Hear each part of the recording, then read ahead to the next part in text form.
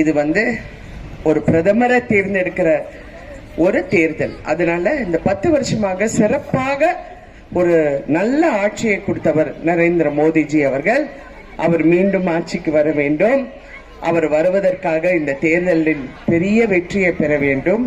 அதுல உங்க பிரதிநிதியாக நீங்கள் என்னை தேர்ந்தெடுத்தீங்கன்னா நான் உங்களுக்கு ஒரு நல்ல பாலமாக, அதாவது உங்க தொகுதிக்கும் டெல்லிக்கும் நான் ஒரு நல்ல பிரதிநிதியாக செயல்படுவேன் என்று நான் உறுதியாக சொல்ல வந்திருக்கிறேன்.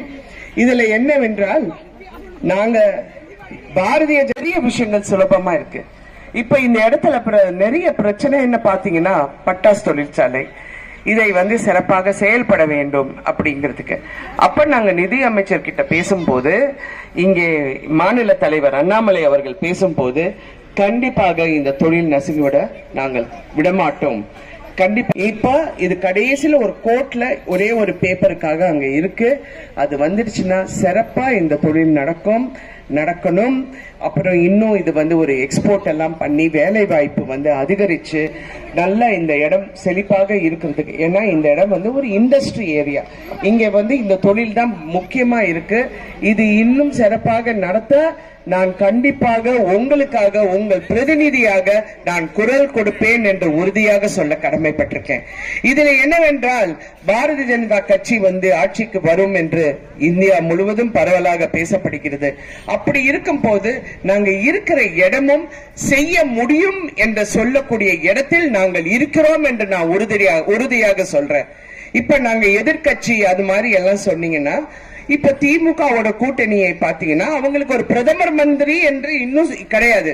யாரு பிரதமர் மந்திரி அப்படின்னு கேட்டீங்கன்னா சொல்றதுக்கு ஆள் இல்ல. அவங்க இன்னும் சொல்லல. சொல்லாம இந்த தேர்தலை சந்திச்சுட்டு இருக்கீங்க. இன்னொரு பக்கம் அதிமுக, தேமுதிக அவங்க கூட்டணியை பாத்தீங்கன்னா அவங்க யாருக்கு சப்போர்ட் பண்றாங்க? யாரு அவங்க பிரதமர்? அவங்க மத்தியிலயும் எதுவும் கிடையாது, இங்க மாநிலத்திலயும் அவங்க எதிர்கட்சியா இருக்காங்க. மக்கள் கிட்ட நான் இதை செய்வேன், நான் சிறப்பா செய்வேன் அப்படின்னீங்கன்னா எங்க போய் செய்வீங்க? யார்கிட்ட போய் கேட்பீங்க? எப்படி செயல்பட முடியும் அப்படின்னு ஒரு கேள்விக்குறி வந்துடுது. அது கண்டிப்பா அவங்கனால அது நிறைவேற்ற முடியாது.